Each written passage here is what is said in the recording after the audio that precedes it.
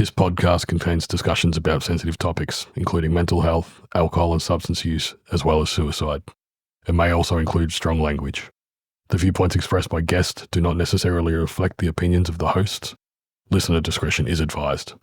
If you or someone you know needs support, please reach out to a trusted professional or a helpline. Welcome to Twist the Throttle, the podcast where we crank open the throttle on life's toughest rides. From mental health struggles to life on two wheels. We're here to have real, raw, unscripted conversations that break the stigma and help you navigate the road ahead. So grab your helmet, hit the road with us, and remember, it's still okay to pump the brakes. Together, we're shifting gears on mental health. Here's your hosts, Ambo and the Prez. Well, welcome back, listeners. Another week has passed. This week we have the last of the Olenik family members that are riders, and it's Pebbles. Yeah. Thanks a lot for coming on, Manny. No, thanks for having me. Welcome aboard, Manny. How you feeling today, mate? Yeah, feeling pretty good. Recovering from your last attempt at being a bin chicken? Yeah. Still a bit sore. Still a little bit sore? Oh, good. We start every show off with the same question, mate. What are you riding right now and what makes it your bike? I used to ride a Suzuki Boulevard M109R. Yeah, it was a Boss Edition. Yeah. Beautiful black and blue until I came off it a couple of weeks back. But other than that, I'm still riding the CBR 400. Beautiful bike too. What do you call it? Midnight? Midnight. Yeah. Cool bike. The blue bike, the Boulevard, fucking Bruiser. sexy, fucking quick bike. Very quick bike. Oh, yeah. Straight line monster. Straight line monster. Not so good on the twisties where we went the other week. Yeah, And, big fat rear tire if yeah, you don't know the bike. huge bike. Yeah, it threw me straight off. It wasn't happy that you were going into the corner at the speed you were going. No, it wasn't. It's, partly rider, partly wrong bike for the situation. Yeah. What's the worst part? The worst part of it is that you damaged it on the other side, and so it's almost total write-off. Wait, do you remember your first bike and what got you into riding in the first place? What got me into riding would have been my uncle when I was about 9 years old. Yeah.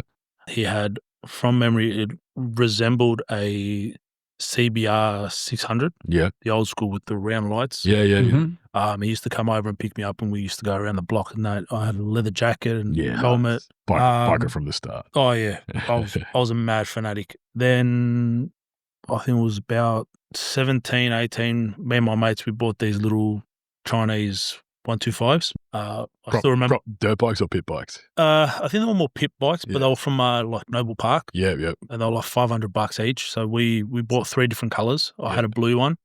And yeah, that's where I got my full passion of riding bikes and stuff. We used to just track it because I used to live in Sunshine. We used to go through the paddocks there and then go through along the creeks, beds and stuff like that. Yeah. I bet you never got hassled by the cops back then because you were doing fun shit. I got hassled once because I fixed my carby on the bike and I wanted to test it out. My mates came over from trade school and they were busting up and down the paddock and someone dobbed me into the coppers and I got a $300 fine. Oh, Jesus. For unregistered motorcycles. Fair bit back then. Yeah. Especially when you're not making much. So if you had $1 million and you could only spend it on your bike, what would you do? Oh, $1 million. I would actually custom build a chopper. From the start, yeah. From the ground up. Oh, I wouldn't recommend it. Someone who's build my bike for me who's that's not a fun idea at all. No, so who would be an inspiration for like your chopper style? Pretty much the guys from Orange County. Yeah. I've watched nearly all of their episodes. Yeah. And just been passionate about it. I reckon American Chopper's got more people into bikes than Sons of Anarchy. I reckon so too, yeah. With the build style, like I remember watching the World Biker Build Off. Did you watch that one? No, I think I missed that one. I fell in love with this bloke, this English builder called Russell Mitchell, and he builds a bike called the Hot Rod. And if you saw a picture of the Hot Rod and then you saw my Nord back in the day, it's very, very similar. It was a very poor attempt at making the same bike he built. Yeah, Jesus. But yeah, no, they do come out with some pretty cool stuff from Orange County, don't they? Yeah, well, when I went on a holiday to Queensland and they used to have a stall up there. Yeah. And they had I think it was the Black Widow. Yeah. Out the front, and they had another one there, and I was just drooling over the Black Widow. Crazy. My mates had to drag me away from it. The fire bike they built was my favourite one. Yeah, that was sick. Was sick. The one for the firefighters for the 9/11, they had the actual bolt from the trade Yeah. center and that in it. Yeah. Yeah, cool. it's- I don't think I've seen that one. So do you prefer riding solo or in a group? Depending on my mindset, probably 9 times out of 10, I'd prefer to ride in a group. Yeah. But 1% when I'm not in the right frame of mind, I tend to do a bit of reckless stuff. Yeah. So I prefer to ride by myself. Yeah. Yeah, because I'm not the very safest of riders when I'm not in Yeah. the headspace. Yeah, I get that. Yeah.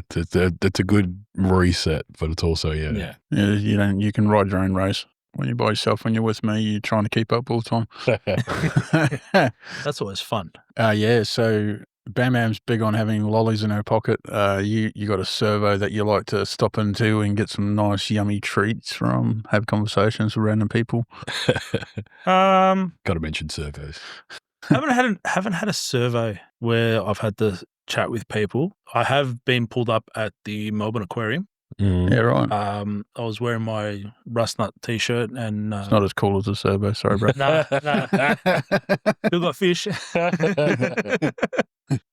Yeah, you had your Rustnuts on and Had the Rustnuts on, and we were there with Fingers as partner, Yeah, and his Mel. little boy. Yep. And yes, some lady just Googled us and came over and just started chatting with us. And goes, I've just Googled what Rustnuts are, and you guys seem sensational. Oh, wow. Unreal. So yeah, we just had a sweet little chat, and yeah, she went off on her way. She goes, I can't wait to keep an eye out for you guys. Yeah, Yeah, beautiful. good. So how'd you find your way into the Rustnuts and what made you stick around? So the way I found myself into the Rustnuts was one night my brother invited me out for a ride with my son Luke, and I think I met you, Ambo, Jigs, Basket. Yeah, we were going on a Melbourne bike night ride. Yeah. Yeah, no, actually we're just going down to St Kilda. Okay. Oh, was that, We're just going for a ride I down wasn't on there. the ride. you went on the Yeah, ride? Jeff wasn't there. Was that the time we went to the big, big Ferris wheel? Yeah, I got a picture of me in that gigantic beach chair. Yeah. That's right. That was a good night, that. That was We need to do more random rides like that. We got to get back on the bikes. Yeah. that was good. And yeah, when we got home, Luke went straight up to Cheryl and like, oh my God, these bikies are so cool. They're like Pokemon. Yeah, still do. I actually did a bit of Pokemon walking today, to be honest. Oh, yeah? You can actually, you can map routes. Oh, yeah. So I've got a route which I mapped at the Oval today. I walked around it and wrote Boss Dad, that's my username, on the Oval. And then I realised because it's new, I didn't hit record. So I had to fucking do it twice. And I had all these kids, like there was kids on the cricket pitch there, right in the middle of the fucking Oval. They were all like going, "What the fuck is this dude doing?" Anyway, they must have built up the courage to ride around the outside of the Oval, and they must have spied my phone, and then I could hear him, "Oh, he's playing Pokemon Go." So what's your favourite memory of the Rustnuts so far? Hard question because they're all pretty good. Yeah. New Year's fireworks display at your house. Yeah. They're pretty good. Yeah. Pretty Yeah. good. That's one of my fondest memories. Yeah. We've blown your neighbour up 2 years in a row now. Yeah, I nearly blew myself up too. That was a very, It was a very close call, but quite funny to watch. What does the Rustnuts community give you that you didn't find anywhere else? It gives me, for a lack of a better word, family. Some place to belong. I can relate with nearly everyone in the Rustnuts. You guys yourselves, love having a chat with you guys, love just catching up with you guys, spending time in your garage work on the bikes. And I think that's the best unreal. time. Is just come around, help me do shit. You fucking come and help me clean it because it's I had well so overdue much for fun. clean. and having Bam Bam there watching, and she's smiling from ear to ear, seeing how happy we are just tinkering around. It's good. Yeah. And then having the kids there as well, asking questions, what's that, what's this, what's that? Yeah. Yeah, and just general. Ambo's garage is one of your highlights. Oh, yeah. Looking back, you had a bit of a rough time growing up. What'd that look like for you? Well, growing up in going through primary school and that, I was picked on because, as you can see, I've got quite large hands and large feet. That became a focal point of some of the bullying that I received. Then that progressed to got moles all over my body, and I've got one on my back which is quite large and used to stick out of my t-shirt. That became another reason why I used to get picked on. Kids are cunts. Yeah. Yeah. Then I don't know if it was because of that, I started to hear like voices, people calling my name, and it was no one was actually there calling my name. It just sounded like someone calling my name. So I raised it with my parents and stuff. They raised it with a doctor. So they sent me to a shrink, or they actually sent the whole family to the shrink, which made things a lot worse for me because I got ridiculed by my siblings. Oh, you're the reason why we have to go to see a shrink. And yeah, it just, I started to bottle everything up. And like growing up, we weren't really affectionate as a family. Like I remember I had a thought today of a time where I got all worked up and started crying because I was scared of dying. And I would have been about probably 8 years old. And I just got told, oh, we'll cross that bridge when we come to it. Yeah. There wasn't really the, look, don't worry about it. It's the later thing. We'll cross that bridge when we come to it. It's a hard thing because like back in the day, I don't think our parents really fucking knew what they were doing either. Yeah. No, we're all just pretending. Yeah, we're all fake it till you make it. I don't think like I don't really remember having emotional discussions with my dad. My mum, I do, but not my dad. They just I don't think they worked that way back then. I've changed that in Ezzy's life, obviously, you know. I made him very aware that I'm going to love him and give him cuddles and whatnot. One of the reasons we do this show is because our generation was taught not to talk about your stuff. Yeah, that's We're right. saying, no, it's all good. You can talk. Well, so what was it like being so young, going to a shrink? Did it actually help you? I don't think it ever did. No. It actually made it worse for me because like I said, I bottled everything up, which in turn that resulted in anger and rage. Not that I really understood why I was angry and lashing out the way I was. But yeah, that used to turn out to be certain different things that used to come out. Like I'd just be pissed off and I hate the world to I can't calm down and it's boiling up where I have to go and like I'll go pick a brick wall and go punch it about 5-6 times. Cut my knuckles up and that'll calm me down at sometimes. I went and saw the doctor when I was in my late teens and he put me on, I know it was an antipsychotic for schizophrenia. Yeah. So he put me on some schizophrenic medication. Right. And did it do anything for you? I think it did. Yeah. But he wouldn't keep me on it for a long period of time without a proper diagnosis. Yeah. And then, unfortunately, he moved. I stopped going to see him. And then, life went on. I still became aggressive and angry and hated myself. A lot of the things that I went through as a young one, I pretty much imploded upon myself. And it'll be just like stupid little things. I'd stuff something up or I'd be building something and I'd fuck it up. Yeah. And then I'm in my head going, you fucking idiot. Yeah. Why'd you fuck it up for? And it wasn't easy. And not having that supportive family to to dull that voice. Got a question for you. Were you smacked back in the day? Yes. Yeah. Yes. You copped a smack when you did something wrong. Like I every time I got smacked, and I know my parents hate hearing that. We say we got smacked, but I can tell you 100%. Every time I got smacked, I deserved it. You were 100%. I earned every smack I got too. But I remind my parents of getting smacks, and they go, "We didn't do that. Yeah, we never did that." Yeah. Well, that's I'm one of 5 siblings. So Rock Hard's the oldest sibling. Then there's a sister between us. So between me and Rock, there's 7 years. Between me and the sister, there's 5 years. Then there's a younger sister after me, which I think there's about 2 years difference. And then there's a 9-year difference between me and the younger brother. Yep. So being the middle of 5 kids, I sort of felt like the black sheep, black wolf, run to the litter. So that also played a part of my growing up. Yeah. Like if anything stupid happened, I'd cop it. Yeah. So when did you notice that depression was playing a role in your life? Looking back, it most likely started when I had broken up, or my ex-girlfriend broke up with me. Well, should I say my ex-fiance broke up with me. I went to a dark place. I wasn't eating, wasn't drinking. My brother and Bounce took me in to their house. They said, come live with me for a bit. So I was living with them. And I wasn't eating, I wasn't drinking, I wasn't sleeping. It took a very hard toll on me. Yeah. And were you blindsided by that, or was it you always coming, or? No, I was blindsided by it simply because we were engaged and everything. We were looking to get married and buy a house and start a family because, I was talking about having kids from the age of 21. I wanted to be a dad. So that started it off. And I remember speaking to a mate of mine. He actually said that I put everything that I had into the relationship. And that's why it hurts so much. Yeah. Fucking oath. And stupidly, I went back for round 2. But luckily, I took some of his advice. I gave like 70% to the relationship, kept 30% to myself. Yeah. That went for another 3 years.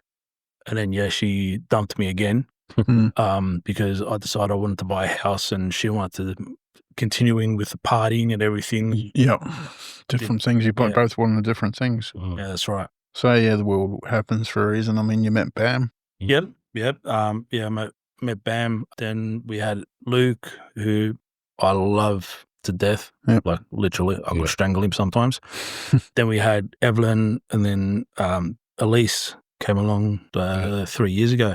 Yeah. And best thing that's ever happened to me. So you give Bounce a fair bit of credit. You said that when she came into your life for your first time, it's the first time you've ever really felt understood and cared for. What made that connection different for you? She keeps telling me that it was when she came into the family, I was the first one in the family to actually welcome her. Accept her, yeah. So in that turn, she saw that I was not looking like I wasn't cared about. Yeah. When I was pissed off, my parents or my siblings would go at me and make it worse, and she'd be the one saying, "No, just let him be, let him calm down. Yeah, that's good. Then you can talk to him." And she's always looked out for me. Then like I said, she's known me from I think about 9-10 years old. Yeah, wow. I'm 36 now, so very, very long time.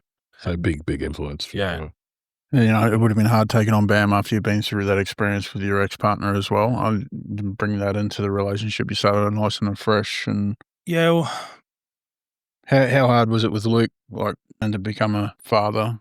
Being a dad. Yep. I actually was giving Cheryl ideas that she never came up with. He responded better when we gave him options. Yeah, it's good. So if we needed him looked after, we gave him options if he wanted her dad or her mum to look after him, and he could choose. Yeah, that's good. And everything went smoothly. And about when he turned about 5, I think it was, my family had a fight.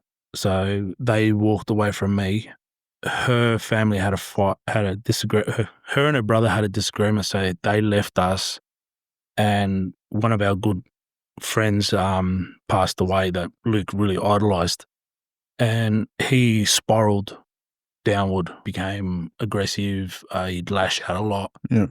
And we knew there was something going on there. Yeah. And it turned out to be he was ADHD, ASD, high functioning anxiety. So we started getting him help for those things. It started to turn around, and then he had a couple more bad episodes where we had to go see a psychologist. Yeah. Mm-hmm. And he helped us a lot with that. During this time, are you still getting help for yourself, or you can't Not put it on really. the back burner? I put it on the back burner just to help him. Yeah. My exact words were to Cheryl were, I don't care what it costs. Do it for him. Yeah, exactly. Get him right. Mm-hmm. If it's thousands of dollars, I don't care. Yeah. Mate, if I can make my son's can't take it with you when you die, unfortunately. From Lukey, you guys got Evelyn, Evie, named after the Pokemon by Lukey. Yep, that is correct. What was it like? How did that bond grow between you guys?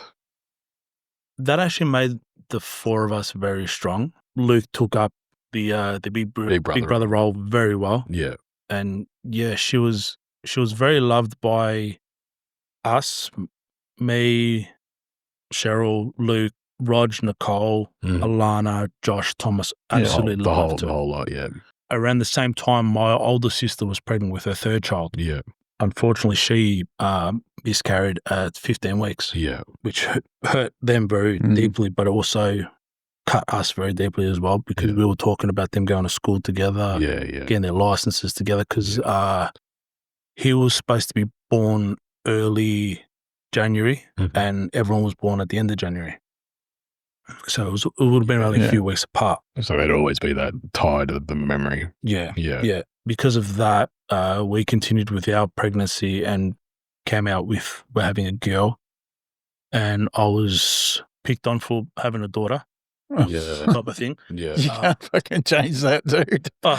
Mate, No, it's fucking terrible. Kind of your fault, but not really a Yeah. choice. Yeah. I was sort of hated for having a daughter because my sister had 2 boys and she really wanted a daughter, Yeah. and then I had a daughter. No.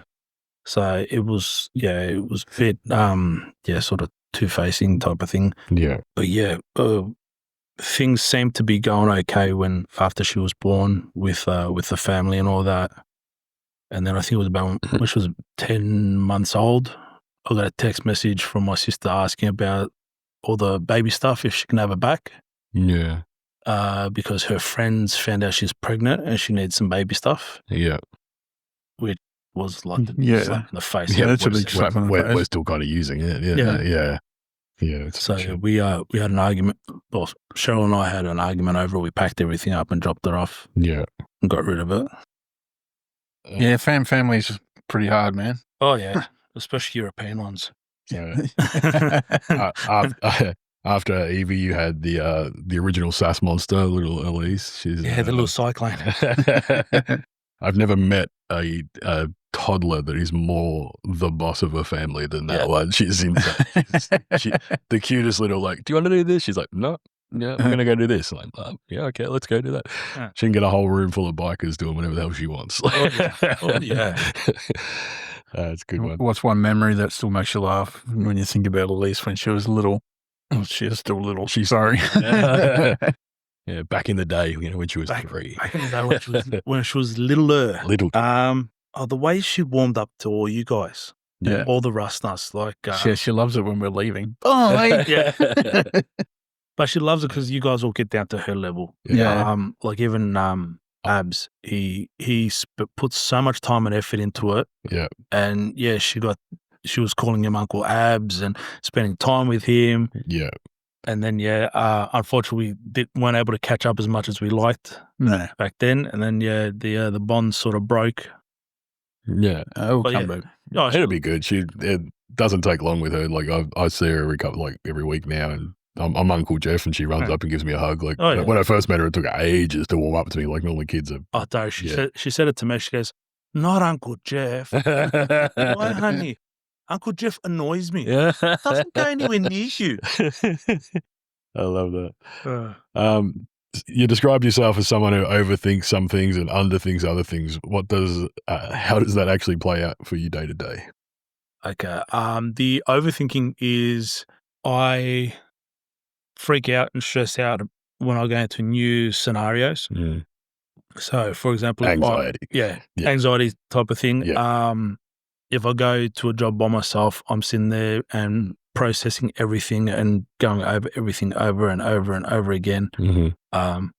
As Amber found out when we were doing the clutch, I kept going over the bolts and everything and make sure we had. No, it was important to make sure we put the right bolts in the right place, so there wasn't leak oil everywhere. Anyway, we got it. Yeah. It was frustrating for you as well because the fucking thing didn't work. We put it all back together, put everything back together, did everything, followed the YouTube tutorial, and it's for a fucking spanner in the works. There's an extra fucking plate in there for some reason. What the fuck's going on here?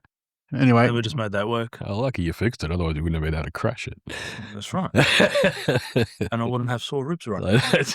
Stop making me laugh, you bastard.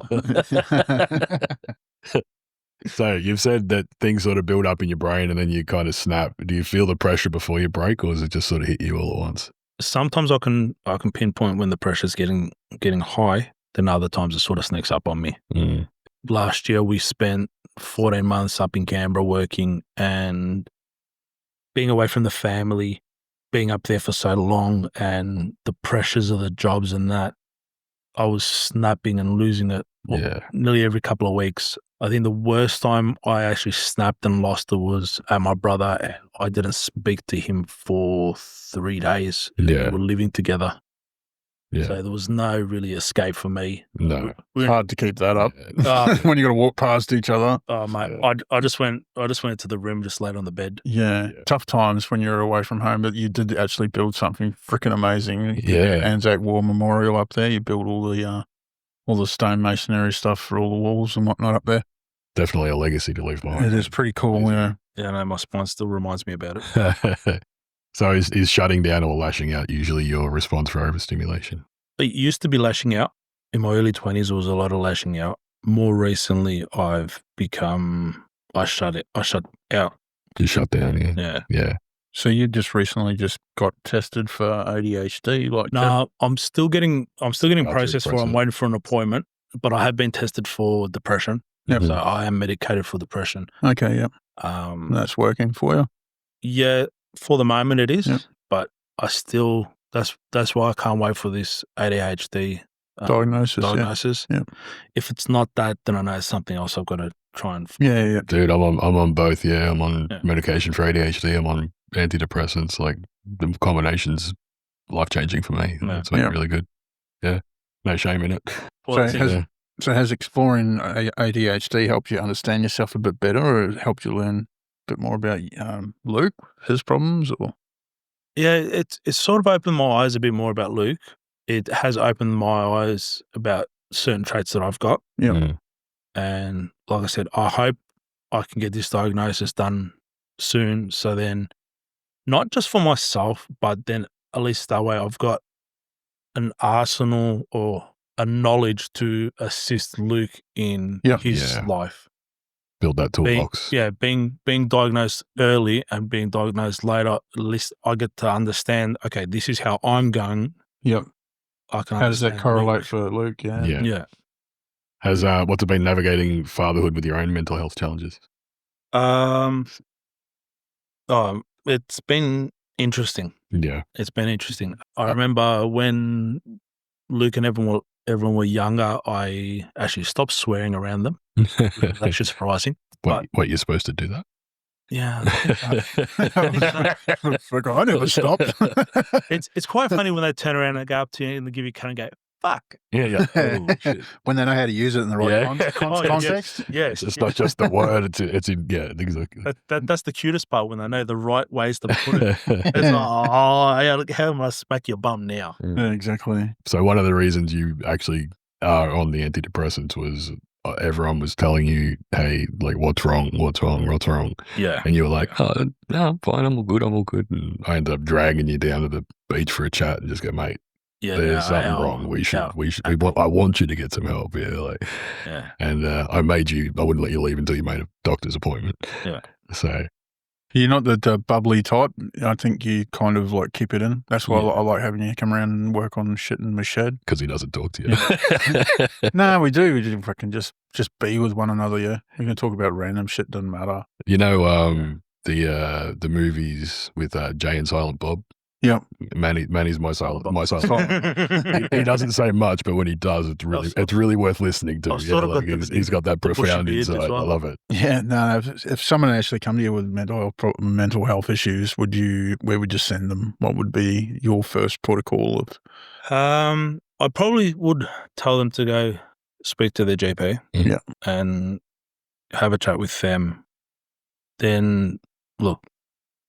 Depending on how severe it is, I'll probably get them to talk to Beyond Blue or... Yep, the helplines. Have you ever tried any? No, I haven't. Like I said, I tend to bury everything down. Yeah, not talk about it. But like there's been times in my past where I've sat down and had suicidal thoughts going, maybe it's too much. Maybe I can't do it anymore. Yeah. I do remember one year I came home from work and I literally went into the bedroom, took off my work pants, sat on the bed, and Cheryl came in and she goes, "What's wrong?" I go, I can't do it anymore.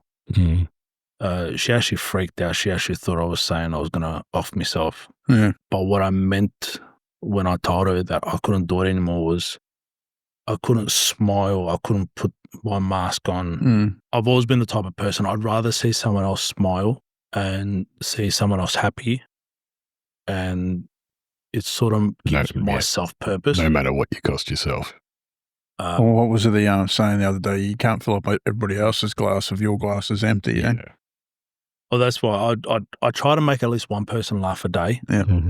Even if it's just random stupidity or some random sort of joke. Like every time I go to a shop, if I go to buy work pants, I'll go, "Can I have a bucket of motivation?" And it tends to get a chuckle out of people. I go, yep, my job's done. I've made somebody laugh. But yeah, that particular day, I just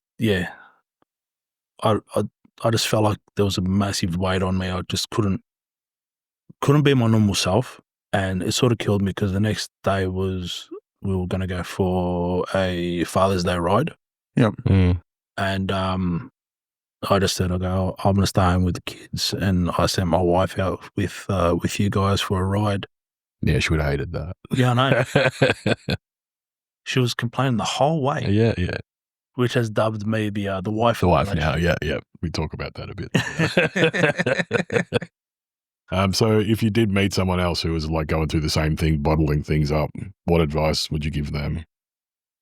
As hard as it is, talk to someone, talk to a friend, even call up one of those helplines and just talk to them. It doesn't have to be someone that knows you. Yeah. I think that's the hardest part for some people. Was like, you don't want to burden people with your problems. So reach out to one of these helplines, because I don't know anybody who works at a helpline. Yeah. I do. We're just trying to get them on. Yeah. But yeah, no, burden them with your problems, and hopefully they know the right answers for you. And that's the thing. To talk to someone is the easiest thing to say to someone to do. Yeah. It's a lot harder to do. Yeah. Like I'm not the type of person that likes to speak about their past and all this kind of stuff. I was actually surprised when we asked you to come on the show that you would want to. Oh, I can only try to change. If this podcast helps one person out there, 100%, man. That's what I say every week. It's perfect. Perfect, man. So is this something that somebody could have said to you back in your younger days, which would have helped you like get through a bit of stuff? What would you want to hear from somebody back then? Oh, that's a good one. I love you. Yeah, probably not. I love you. Maybe a tight cuddle. Yeah. You matter. Yeah. It will get better. Yeah. But yeah, that's what I try to do with my kids now. We always have a cuddle. We always have a kiss. I kiss them every time I leave the house. Yeah. No matter what time it is. If I'm going to work, it's probably about 5 o'clock in the morning. I go from Luke's bed to Evelyn's bed to Elise to Cheryl, and then I leave the house. And that's my routine every day. It sort of killed me being in Canberra because I couldn't do that. Yeah. But being back, that's my routine every day.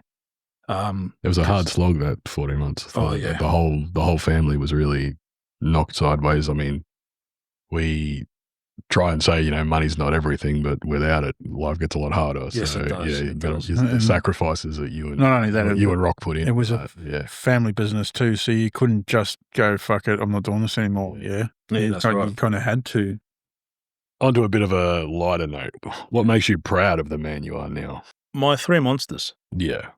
They're my most proudest achievements. Yeah.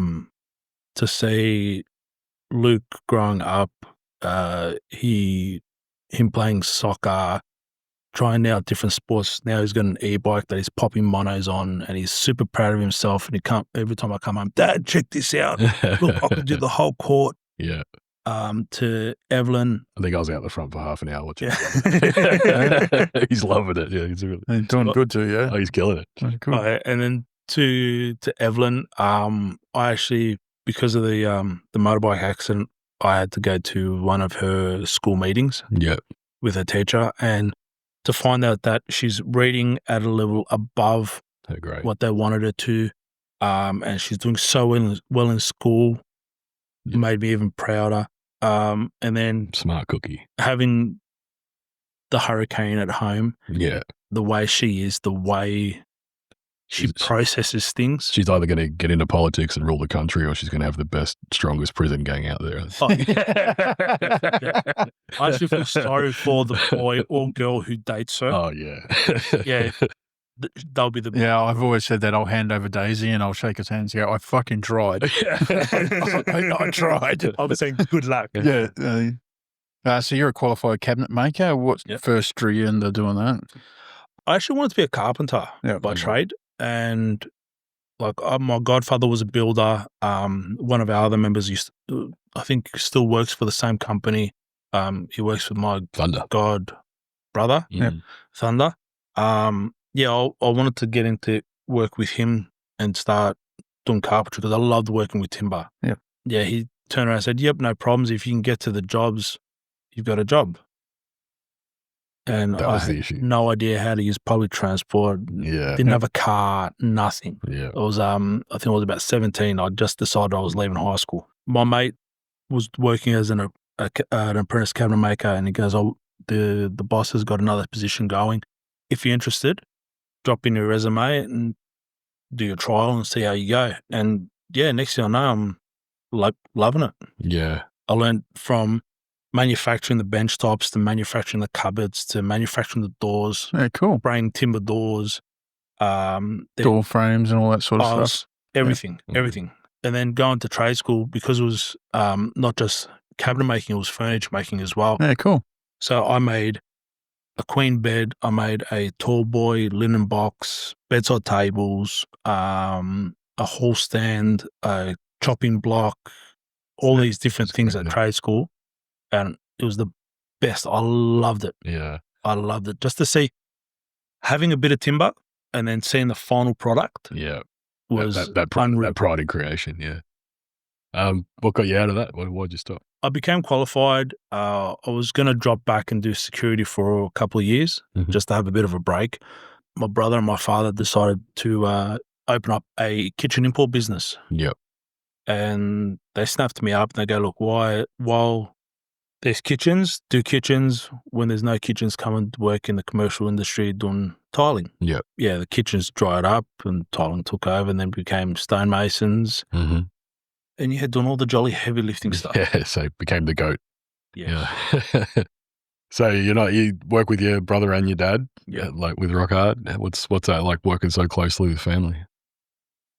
Working with Rock Hard is pretty good. There are times where we get in each other's faces. Yeah. Being brothers, it happens every now and then. Yeah. Well, surprisingly, it's very few. Yeah. There's more. I think there's enough of an age gap that he sort of takes you under his wing a bit. Yeah. He tries. It's not as competitive as it could be. Yeah. Like, with the old man, it's more head clashing, blocking horns. There's a lifetime of to get through there. He doesn't like the way I do things, so he tries to get me to do them his way.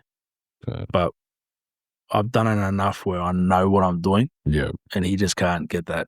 Yeah, he's fucking old. He does it his way. That's right. He gets it done. You mean there's an old bloke who's set in his ways? A typical wog. Yeah, that's it. Oh my God. Well, that's a funny looking fucking question, Jeff, but we'll ask it anyway. I think it just got dropped in there. You don't have to ask. I do like it. I like the question. I'm just wondering why they would put that one in there. But I'm intrigued. It was ChatGPT. It was ChatGPT. And it was like, do you need something to break it up and make it a bit like a this one fucking does it. So if you had to pick one Rustnut to survive a zombie apocalypse with, fucking word that. If you had to pick one Rustnut to survive a zombie apocalypse, who would it be and why are you choosing them? Oh, shit. This is a trick question. Not really. I know who I would pick. Bam Bam. Oh, I thought you would pick me. I get some fucking zombies fucking knocked over, no worries. I'm thinking Thunder because he owns, because he could build a good defense for us, or Jiggles because he owns guns. Jiggles here because he fucking shoot him.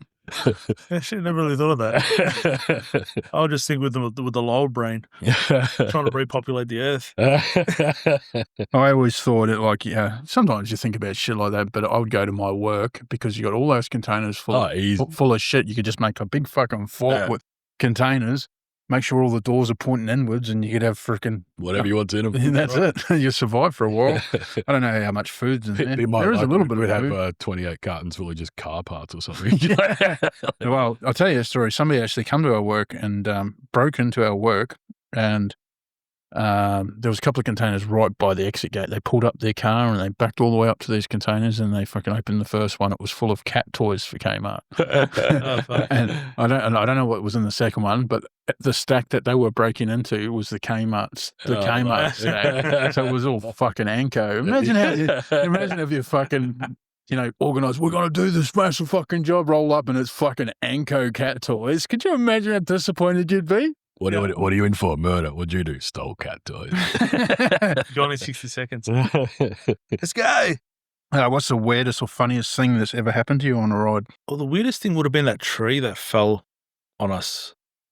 We were riding, I think it was the time that I actually came off. I was tailing you. I think it was you, Disco, Jigs, and Thunder.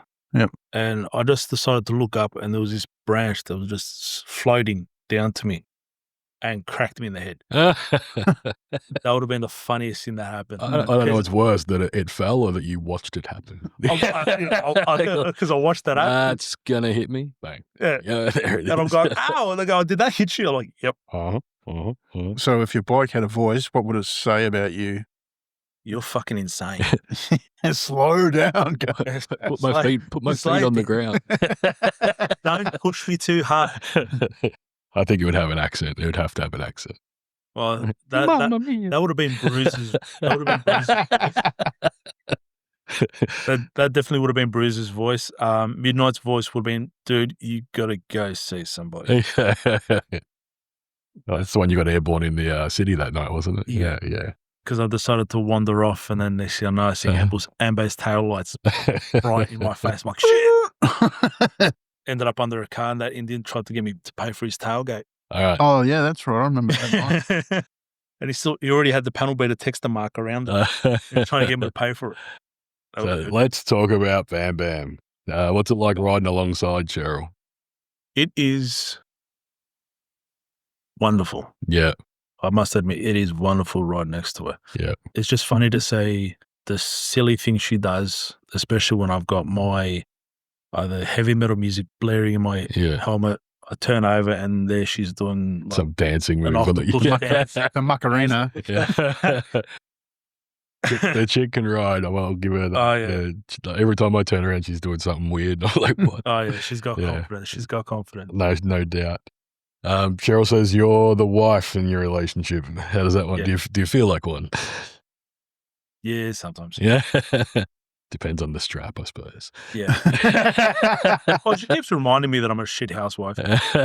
She comes home and goes, oh, that's not clean. That's not clean. Dishwasher's not loaded properly. Yeah. Well, there you go. I should be fired. I always say Cheryl's not just a mum. She's pretty much the mum of the Rustnuts. Yes. Is she a loving mum, a bossy mum? What do you think? She's a loving, bossy mum. Yeah, bit of both. Bit of both. Yeah. Bit of both, definitely. She's very passionate, and that definitely comes out when she's talking to people. Yeah. Regardless of the scenario. Yeah. There has been times where she has spoken to some members and it's like caught them off guard. Yeah. It's come off as aggressive, but it's come from a loving place. And yeah, there's it's passion behind her words. She just has to work on her delivery. Yeah. Again, it's European. She reminds me a lot of my mother. Yeah. My mother's got a heart of gold, but she's got a mouth that will freaking just... Oh, yeah. Yeah, she gets her into trouble with that mouth. I tell you, if she's listening to this, which I hope she is. All right, so Cheryl's going to be listening to this, so we're gonna put you on the spot here. Okay. What's one thing Cheryl does that you that drives you mental, but secretly you kind of love it? Shit, I don't think I can think of one. What's something she does that drives you mental? There's a lot of. The one thing that drives me mental is she'll talk to me from another room. Oh, I love that. Yeah. And I'm there screaming, going, "What? Can't hear you!" And then she cracks it because she has to come into the room that I'm in to tell me what she was telling me. Yeah. I'm like, well, I couldn't hear you from the front of the house. You are supposed to drop everything and go to her as soon as you hear the voice. I'm relaxing, de-stressing. That's good, man. No, yeah. There's that. The thing that I love about it is the moment I come home from work she's there with a kiss and a cuddle for me. Yeah, definitely a good couple to watch go through life together. Plus, she's come and helped us out with work a few times, so she's actually seen firsthand what I deal with on a day-to-day basis. And she's got a new understanding of me, the issues, me at work. Yeah, definitely. Yeah, I had a conversation with her the other day that was basically, I understand where Manny's coming from, to put it nicely. Yeah. One final question, mate. You want to do this one, Ambo? So what does the term twist the throttle mean to you, buddy? Twist the throttle means to me pretty much drop a gear and disappear. Yep. Yeah. Just blast away, leave everything behind. When my nephew was younger, Thomas, he'd hurt himself and run, like he'd bolt. And we always tell him to run away from the pain. Twisting the throttle is that for me. Yeah. Cool. The pain can't catch me when I'm on the bike. Yeah, good. Beautiful. I can go fast enough where everything just doesn't matter anymore. Love it. Couple more little questions I just thought of.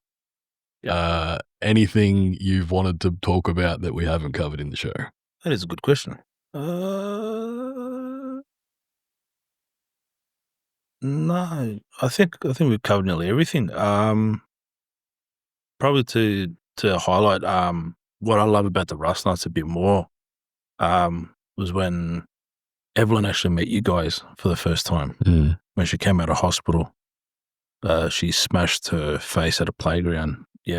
Popped out one tooth, fractured another, and rammed another tooth up into her gum. I remember that, Yeah, I still remember it because that was the Sunday night. The Monday she came out of the hospital. Tuesday was back into the hospital, and I think she came out the Thursday, and you guys went out for dinner. Yeah. And she came home and just did not shut up. And she goes, "Daddy, I think you need to be a Rustnut." Yeah. And I think that was actually the turning point that made me a Rustnut. Yeah. To have two of my kids speak so highly of you guys. Yeah.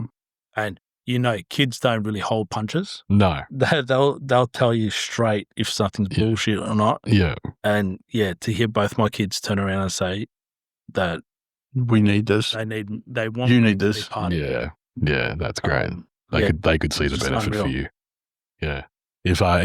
What do you want people to take away from your episode? What's the one thing that you want? It ain't weak to speak. Yeah. There is always a lot of sun at the end of the storm. Yeah. Nothing bad ever lasts forever. Yeah. Eventually it passes, and there's always more good than the crap that you're going through. Have you guys seen there's a bunch of actors sitting around, and it's Tom Hanks, like, America's sweetheart. And he says the one lesson he wish he had have learnt was, like, this too shall pass.